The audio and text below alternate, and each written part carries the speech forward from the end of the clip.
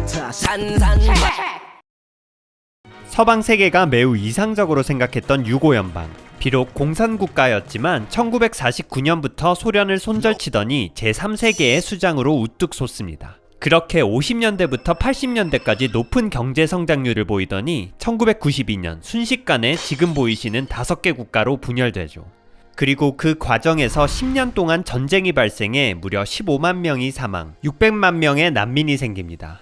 21세기 들어서도 2006년 세르비아와 몬테네그로가 분리, 2008년엔 코소보가 세르비아로부터 독립했으며 지금 이 시간 스릅스카 또한 보스니아로부터 분리를 원하고 있죠. 한국 전쟁처럼 강대국의 직접 전쟁도 아니었는데 도대체 왜 이렇게 급격히 스스로 분열했을까요? 수많은 매체에서는 유고 북부와 남부의 경제 격차, 석유 파동으로 인한 경제 위기, 그리고 세르비안 중심 정권을 원인으로 듭니다.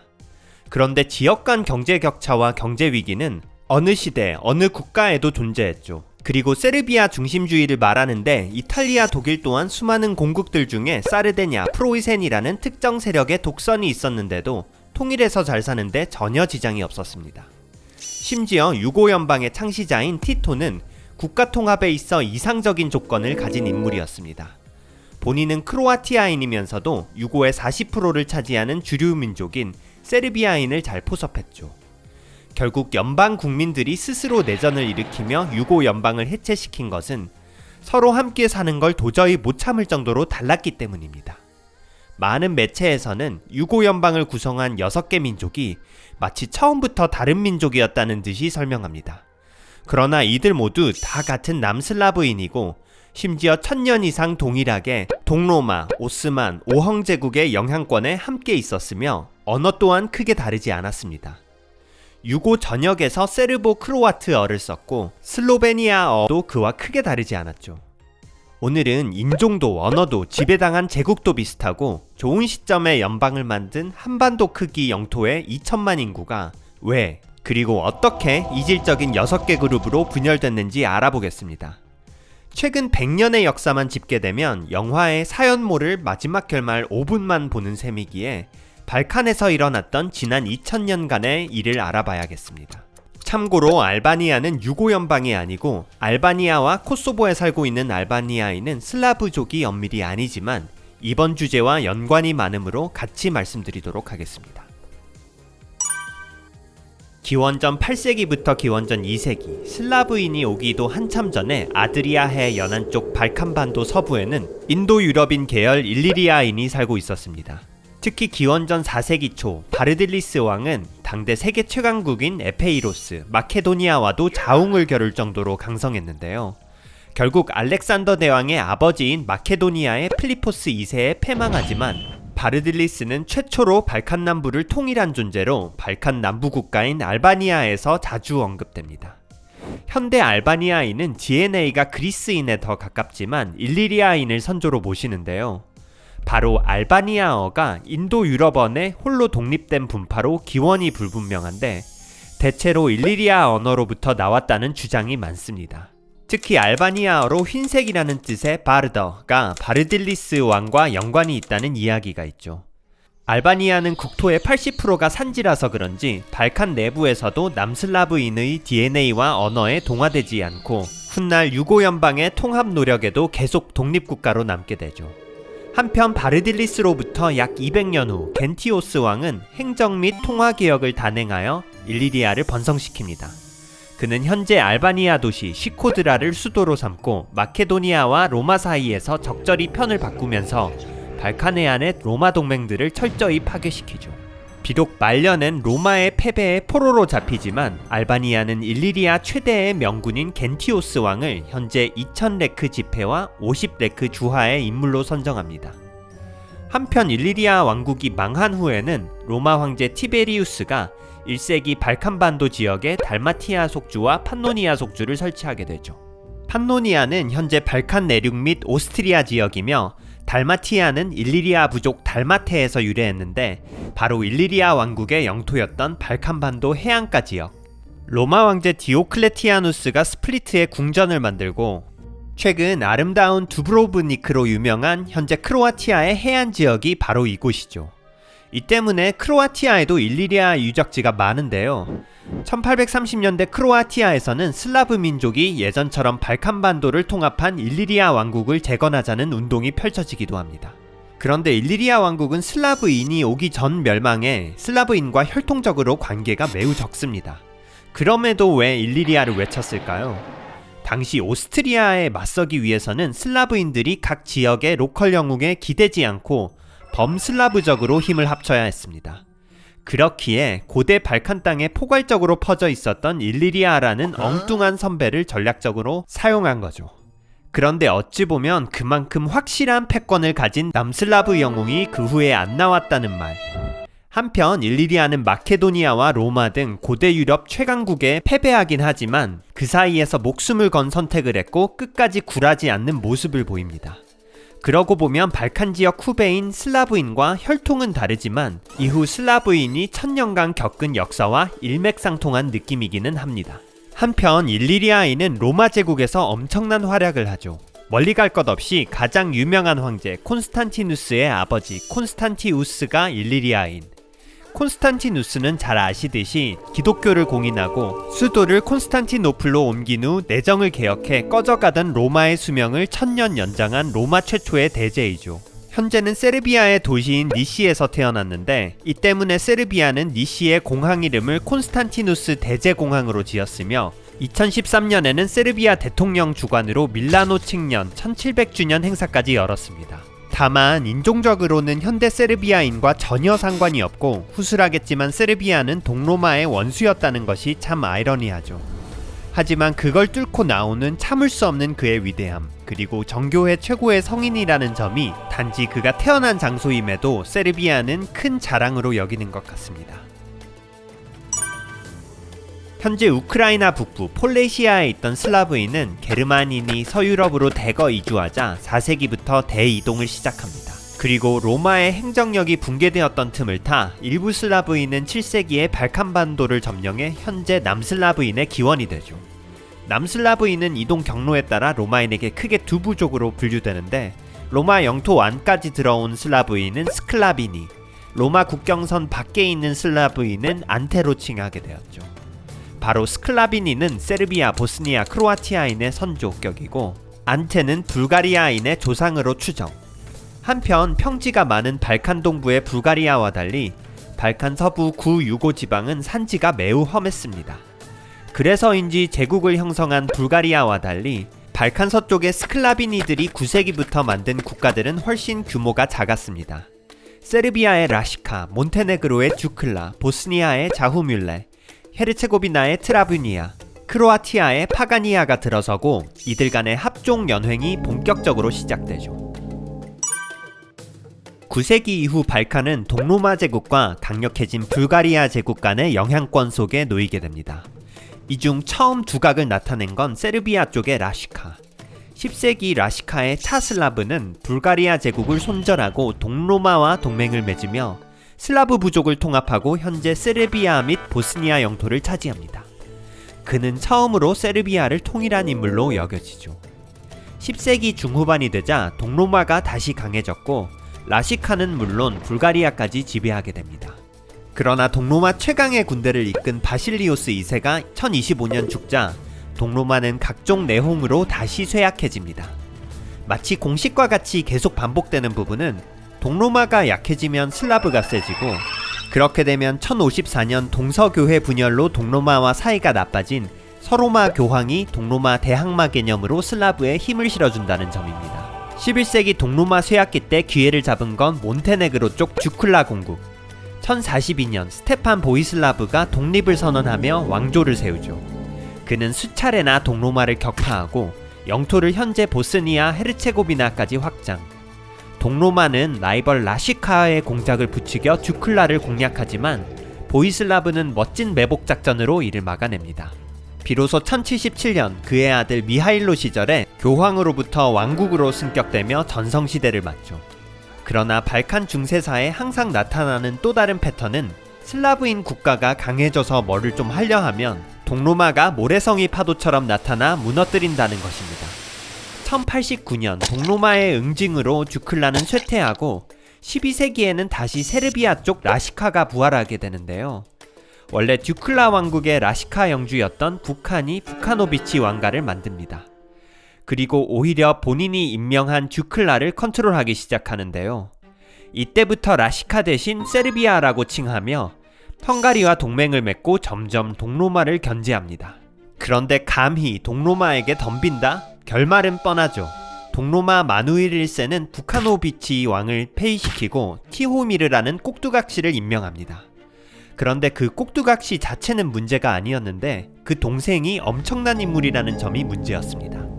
1168년 티호미르는 동생에게 죽임을 당하는데 그 동생이 바로 세르비아 왕국을 창시한 스테판 네마냐였기 때문입니다. 네마냐 때 세르비아는 동로마의 독립을 쟁취했고 1217년 교황으로부터 공국에서 왕국으로 승격되죠. 1300년경이 되면 네마냐를 시조로 하는 네마니치 왕조가 동로마로부터 마케도니아와 알바니아 지역을 뺏으며 14세기 중반 스테판 두샨 때 비로소 최전성기를 맞이합니다. 두샨은 불가리아 제국의 차르를 직접 살해할 정도로 용맹했으며 동로마 영토인 현재 그리스 지역 방향으로 남하 정책을 실시합니다. 또한 어린 시절 동로마에서 배운 교육을 토대로 두샨 법전을 공포하여 세르비아를 중앙 집권화하죠. 1346년 두샨은 스코페에서 차르 대관식을 하며 동로마와 맞먹는 황제국임을 선언했으며 심지어 그의 고조할머니 가문이 지배 가문인 베네치아와 힘을 합쳐 동로마의 콘스탄티노플 정벌 계획까지 세우다가 갑자기 열병으로 죽습니다. 두샨은 현대 유고 연방 및 세르비아에서 가장 존경받는 인물로 1937년 세르비아는 수도 베오그라드에 그의 대리석상 건설을 계획했다가 못하고 있었는데 2002년에야 비로소 원한대로 세우게 됩니다. 1차 세계대전의 단초가 된 사라예보의 총성은 세르비아인들이 과거 두샨의 영토를 되찾아야 한다는 논리로 일어났을 정도로 그는 대세르비아주의의 아이콘입니다. 대세르비아주의가 현대에 수많은 희생자를 일으킨 만큼 2013년 북마케도니아 수도 스코페에 세워진 두샨의 상을 알바니아계 주민들이 훼손하기도 했습니다. 한편 두샨이 급사하고 1371년에는 강성해진 오스만 제국이 세르비아를 침공한 마리차강 전투가 일어납니다. 세르비아인의 파멸이라고 불릴 정도로 대패를 당한 세르비아 왕국은 이후 분열. 이 틈에서 14세기에는 보스니아가 잘나갑니다. 원래 보스니아는 수백 년간 크로아티아, 불가리아, 동로마, 헝가리의 지배를 받다가 12세기에 쿨린이라는 동로마의 봉신이 오히려 보스니아인을 포섭하고 신흥강국 헝가리와 연합해서 동로마를 견제했는데 그는 보스니아를 최초로 독립시킨 인물로 여겨집니다. 보스니아에선 속담처럼 태평성대라는 말 대신 반쿨린 시절이라고 쓰기도 하며 그는 보스니아의 많은 건물, 거리, 단체의 이름이 됩니다. 헝가리 영향 속에서 세력을 키우던 보스니아는 마리차강 전투 6년 후인 1377년 트브르트코 1세가 보스니아 왕국을 건국하며 보스니아, 세르비아, 달마티아, 크로아티아 왕임을 선언. 또한 세르비아의 네마니치 왕조의 후계자임을 자처하기도 합니다.